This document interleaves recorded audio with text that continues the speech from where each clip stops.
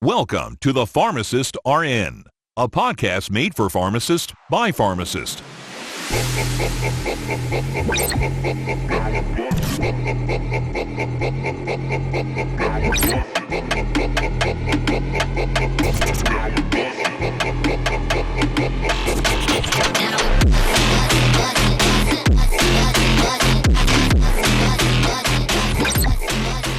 Pull up a seat and let's get started.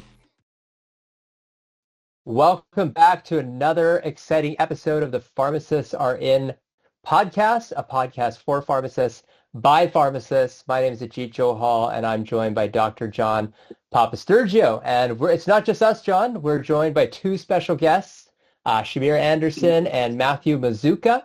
If you want to learn more about the incredible stories and journeys to entrepreneurship, acting, producing, for Shamir Anderson and Matthew Mazzuca in terms of biomedical engineering into healthcare innovation, check out our previous episode. We finished our last episode talking about health, longevity, and innovation. So we're going to basically run today's episode talking in a bit more detail about some of the ventures that Matthew and Shamir are a part of that are very exciting. I'll turn it over to you, Matthew, because I think you've got a very interesting story in personalized medicine, and John and I would love to hear more. Yeah, I guess in terms of what I've always tried to do is really just, for lack of a better phrase, look at where the puck's going. So like back when we were running TIA, obviously we kind of saw the trend for telemedicine and we dove into that. And then, obviously it worked out because things like COVID happened and it kind of became the industry standard or part of every practice. And towards the tail end of our tenure running that company, we started looking at, some of our other competitors in the space, thinking about how we could innovate, do, extra things in the scope of personalized medicine. And TIA Health was really structured as like essentially a virtual walk-in clinic, all OHIP-based. And we started looking at competitors like, HIMSS in the US. And what they do, which was very interesting to me, is they essentially are, instead of doing it like abroad, you're coming into a virtual walk-in setting, you're going for a very specific treatment. And they're essentially tailoring a treatment, to whatever the patient's interested in. And I took a look at that, and me and my partner Dave looked at that model pretty intrinsically, and we saw that first of all of their medicines that they were prescribing and companies like them were all compounded. And then we said, oh, what's this compounding industry? Even I'm in the space, it's a very niche industry. And so we looked at that space and we realized that it's kind of a very Wild West part of the whole pharmacy business that's very interesting and growing like crazy, where, it represents currently a very small percentage of prescriptions, maybe 5%, on the high end. But it's something that is not really well done, especially in Canada at scale. It's very fractured. If someone gets a compounded prescription, they go to a pharmacy like a Shoppers, for example, and they think, oh, I'll get it here, but obviously they can't get it there, right? And there's like this huge patient navigation problem. So we really kind of dove into the whole beast that is compounding. But we also found something extremely interesting, especially looking at markets like the US, where they can essentially do effectively manufacturing for compounding across all 50 states. And the way that the market's evolving there is to do high throughput personalized medication in a variety of different frontiers, whether it be HRT, which is obviously very popular, or whether it be, semaglutides is obviously becoming more and more popular. Basically anywhere where patients need something that's extremely personalized in terms of a medical scope. Yeah, so when we looked at the markets like the US, they have these 503B compounding pharmacies, which essentially can manufacture and ship to all 50 states. But because of the regulation framework there, and they're I would say 10 years ahead of us here in Canada, is they have the ability to really focus on, personalized medicine for the patient. And this is obviously popular in a variety of different areas that, your audience will be aware of, like HRT, anything hormone related. Obviously, semaglutides are a big ticket item, pain creams, things like this. And, we really kind of wanted to solve both of these problems concurrently. So what we did is we established another company called Kramer, where effectively we're doing two things. On the one hand, we're providing compounding services at scale to pharmacies, and the idea being that a pharmacy doesn't want can't do compounding or can only partially do compounding. Maybe they can't do sterile. So all they have to do is they transfer us the prescription. We send it to a reputable compounding pharmacy who doesn't solicit the patient, just handles that one script, and we solve that patient navigation issue. On the other side of our business, which is more interesting, and what we're working with Shamier on, is the ability to essentially provide these personalized medications right at the doctor level. So what we do typically is we would go into like a dermatologist's office when we started the company, and you would say, hey, you're seeing a lot of rosacea patients, you're seeing a lot of acne patients, you're seeing a lot of, scarring patients. Why don't you create a line of compounded creams that are tailored specifically to your patient? Right? You're basically becoming a mini Hims, except it's not for, you're actually tailoring specific solutions directly to your patient population.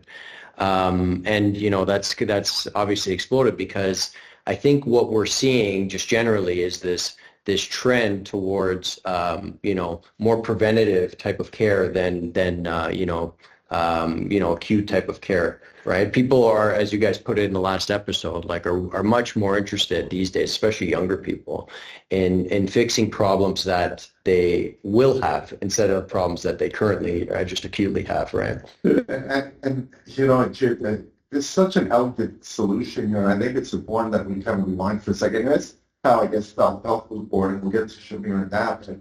Before that, how time it becomes important. I think you've seen it twice now. You benefited from the timing of COVID. You were in the right position to do that. But now it changed all the compounding regulations, Ajit. So it made it much more difficult for us to compound in community pharmacies, right? You could do some creams or whatnot. So we were getting all these scripts. And if you really think about what we were doing, is we were sending them to our competitors, say, sorry, I can't do this. You've got to go to a compounding pharmacy, which can fill it. But at the same time, they can fill all your other meds too. So we're sending our own patients to a competitor. All of a sudden, Kramer's born here. And we're like, shit, why didn't I think of that, right? Like, it's facility where you send scripts, they fill it, they don't solicit your patient. If you want, patient can still pick it up from your own pharmacy, right? It's such a simple idea. You solve the problem that we were all struggling with, and there was no real solution for it before Kramer, came into the picture. Then the other part here is,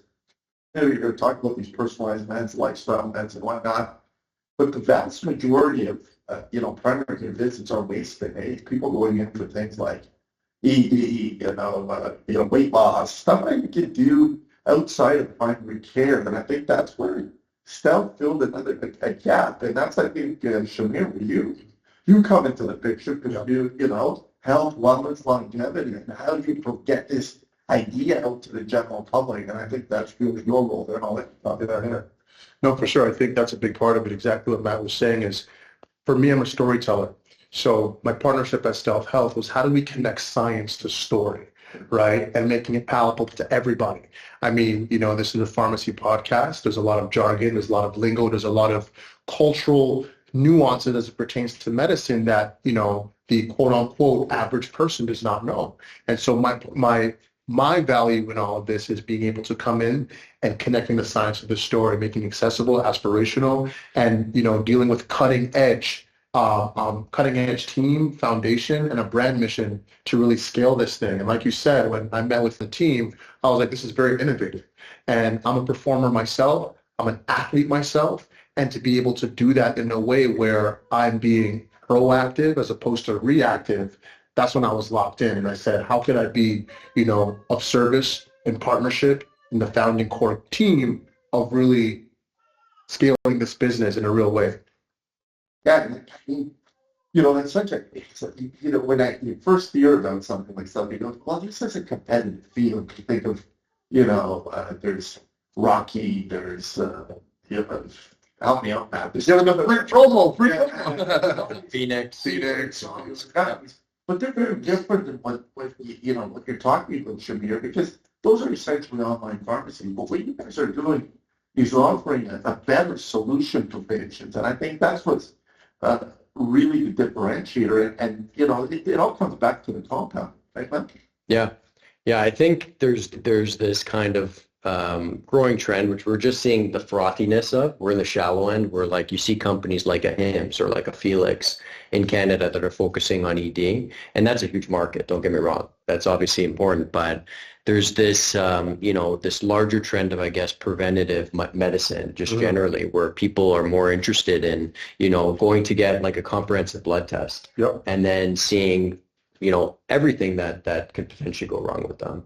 And they're willing to pay for it, right? Which is, it's an important dynamic, especially like in the Canadian mind, right? Because we're obviously very much, a socialized medicine type of environment up here. But there is definitely a change. And I'll tell you, like, even from my own example, I thought this was hilarious.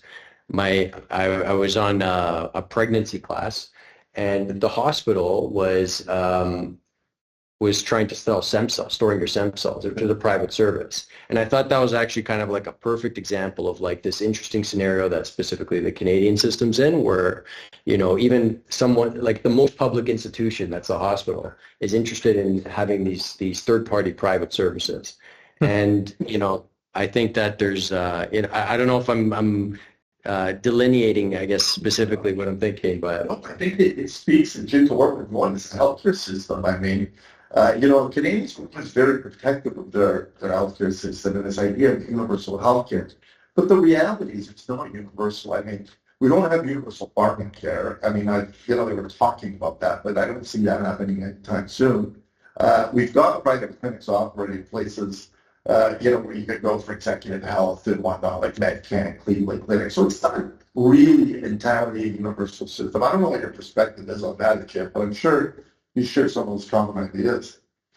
Oh, totally. Well, I mean, first and foremost, I think, Matt, your initiative ticks a lot of really good boxes for patients and providers. As John mentioned, compounding in pharmacy, it's a niche service. Pharmacies need to make an investment. They need to follow regulatory requirements, and they don't want to lose their patient.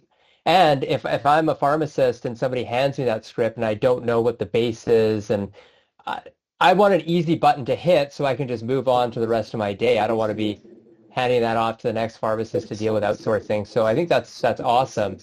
When we talk about Canada's healthcare system and socialized medicine, I think we have to look back to when this idea started, right? So universal healthcare started years and years ago, like World War II era, and we've kind of built a sick care system. So we're very good at providing care to people who have an ailment, right? So trauma, uncontrolled diabetes, all of those things. If someone needs care, it's much better than it is down south because, there's this coverage that people don't have to worry about. If I get sick, I might have to spend, $10,000 a day in the hospital. But that's just what it is. It's a sick care system. And ideally, we'd like to live as much of our life not sick and in a healthy state. So I think that's where personalized medicine is great. I come from an academic background. So, we do a lot of discussion of randomized controlled trials. But John, who do we include in these diabetic statin trials? It's people who have chronic conditions, right? So they have an elevated A1C, they have dyslipidemia, they may have chronic kidney disease, they may have comorbid COPD that puts them into a subgroup. But randomized controlled trials are the gold standard on how we look at our guidelines and our therapy, but it doesn't necessarily mean the patient in front of us fits in there. So as Matt was saying, I know there's a lot of controversy over blood testing and, adding vitamins and supplements, but I'm a big proponent is how does it make you feel and how does it make you perform? And if a patient feels better, and obviously they're not having any toxic side effects. We're not taking anything weird that's untested. I think that's a huge win, and we need to be doing more of that. So, big fan of the way Shamier is telling the story. I think you're wearing your TV film hat. Everyone loves a good story. Brand ambassador, showing the results. Stand by something that you feel works for you, and send that message. I think as healthcare professionals, my big thing was also like if I'm educating on health and wellness and adding years to life, blah, blah, blah, then I also have to take care of myself too, right? I have to have that, you got to walk that walk if you're going to talk the talk. So great stuff I'm hearing here, and it's all a big win. As Ajit was talking, I was thinking about, I was watching the Super Bowl, like the last Super Bowl, and we get the Canadian content commercials, but I saw the freaking people sat there, right? And it got me thinking, like, these guys are advertising at the Super Bowl. There's got to be a market for this. So, I mean, in your role as, the chief marketing officer there, how do you envision getting the story out, helping the Canadian public understand that this is the same, kind of different, something different there? I think it's important to say, how do we break the stereotypes? And breaking those stereotypes is letting people know that this isn't just for elite athletes, but for everyday people. And I think that's why the advertising is being positioned to the biggest place in the, the most watched event in the world, I would say, is the NFL Super Bowl, right? And I think we look at Canadians as understanding, once again, science to story. And I think that's really important, is breaking those stereotypes down and understanding the cultural impact that it has. And so that's, for me as the chief marketing officer, is being able to articulate that to viewers, to audiences, to patients, and letting them know that you don't have to be an elite athlete to be able to get these services. You don't have to be super famous to get these services. It's breaking those stereotypes down and showing those results. And it's something that's super important for me, not just because of my profession, but my everyday life. That impacts my profession. But at the end of the day, when I'm not filming in Hollywood, I still want to be able to have the mental toughness and the physical toughness. And so I think that's why this partnership is not just a vanity thing for me. It's something that's true to form. It's something that I embody. It's literally a way of life. And then that's why I'm so passionate about stealth health and being a part of it. And using my instrument, as you said, as the vessel, and to be like, hey, this is what this is about, So, yeah. And Matt, it's already getting a lot of interest there. I think it's a unique concept, convenient, accessible. Public seems to be responding. And I'm not sure if it's too early to say this, but it seems like the next, evolution and stuff will be some of this other stuff that I've been passionate about, things like pharmacogenomic testing, looking at biomarkers. I know we've got some interest from some American friends already. You might want to talk about that and kind of where this may go with some friends from down south. Yeah. Like I said earlier, like there's just a huge market need and demand for personalized medicine. People have a variety of different issues that they want to, see that are, I guess, outside the normal healthcare acute kind of system. That would be more like preventative care. And you see things like, hormone replacement therapies like testosterone replacement or like menopause treatments, or you see this and obviously like a hair growth, right? Like these are all big markets. Weight loss, obviously a huge market. And really, I think my goal is, as John's alluding to, is really to kind of tie all this stuff together such that it's done in a very safe and scalable way. So, for example, like, your viewers will know you can't just prescribe like an HRT treatment as a clinician, because, you need to understand the specific needs of that individual patient. So how do you do that? Well, you have to connect to, comprehensive blood testing, and you have to have some sort of monitoring to do this. So we're just looking at doing different partnerships with people that are doing this already in the States. So one of the companies is called Metabolic Code as an example. We're also looking at things like genetic testing to essentially provide this like holistic view on how people can just live healthier lives, right? People have issues that they want to, solve or will allow them to live longer or live better, right? And that's essentially what we're trying to package here. And for the Canadian audience that might not know about Metabolic Code, that's founded by a pharmacist, actually, Jim Laval, who's become quite famous in the longevity space. He's got quite a following in the U.S.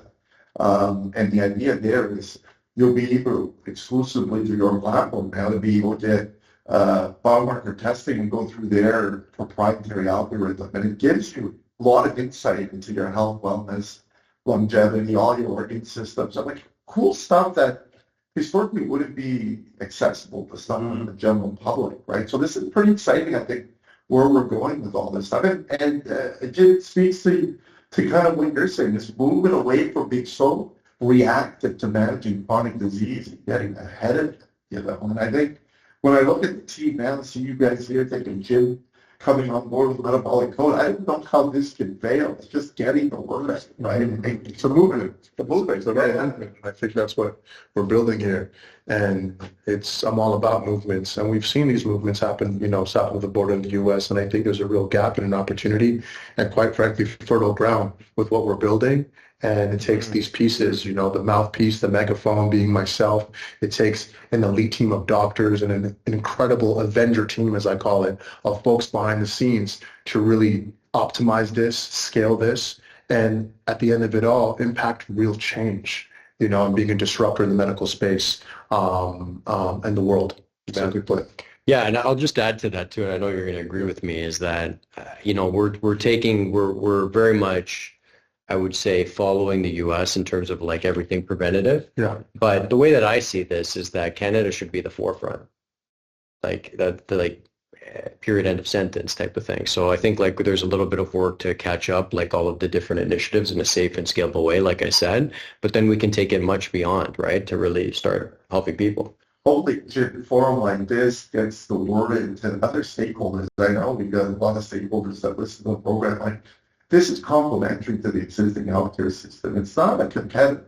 right? It's there to help support it. Yeah, take the pressure off, right? Yeah. Oh, for sure. And I think one thing that's really resonated me in this episode is Shamir's line, science to story. And I think we need to show that to patients, but John, we also need to show that to healthcare professionals. How do we learn? How is medical education done? Right? It's boring. It's didactic. So I know you've seen some of our work here in BC, how we've taken some med ed and turned it into high production film. And I think this probably is going to spur a connection, reach out between me and Shamier with regards to turning medical education into story and film. But it's how we tell that story, which is huge, because we know the science is there. It's just not getting to the right people, and healthcare providers can be facilitators or they can be gatekeepers, right? So I think that's a big point. You know, when he went down, that's what Ajit just got one of his educational movies accepted into the Philadelphia Film Festival. Am I right? I saw it. Yeah. So it's Cine Health Film Festival. Yeah, thanks. Oh, wow. Thanks, remember God, when you get an Oscar, okay? When you get an Oscar, remember us. Yeah. Oh, of course. Yeah. Don't be telling this story here. But no, I totally forgot about that. I only heard about it yesterday, but it's pretty impressive for like, a healthcare segment. I don't even know what exactly is it about. Yeah, it's two films that have been officially selected for competition into the Cine Health Film Festival, which is it's part of the film festival circuit, but it's a health and wellness film festival. It takes place in Philadelphia during Fierce Pharma Week. We have two films. One is an innovative educational program called HPV 9 and 9. So it's on the rising rate of HPV-related cancer, especially in males. So John, we've done 2 podcasts on HPV, so you can go back to the Pharmacists Are In a few episodes before to get more information on that. The second one is a documentary we shot on COVID-19. It's called Life After COVID, and it really looks at how COVID was on everyone's dashboard during the height of the pandemic, but now it still remains an endemic disease, especially for at-risk populations. So very timely with everything happening in the U.S. as well. So for those 2 films, we'll be screening those at Cine Health in September. So very, very excited for that. Awesome. I think we're probably getting long for time. I want to thank you both for coming in. This is the very important stuff for us. Exciting. I think on behalf of Jim myself, really thank you for coming in. I think audience appreciate having the quality here. And if we really get back 6 months a year to see what's going on, I think the story is getting. So thanks so much, guys. Thank you guys for having us. Thank you. Hopefully we get in person for the next one like this. But definitely. Fun fact: we actually filmed Invasion in Vancouver last summer, so I love Vancouver a lot. Yeah, drop me a line if you come back. Yeah, I will, man. I love Vancouver. Thanks, guys. Look forward to seeing how the story ends. Thanks. Guys. Sign off.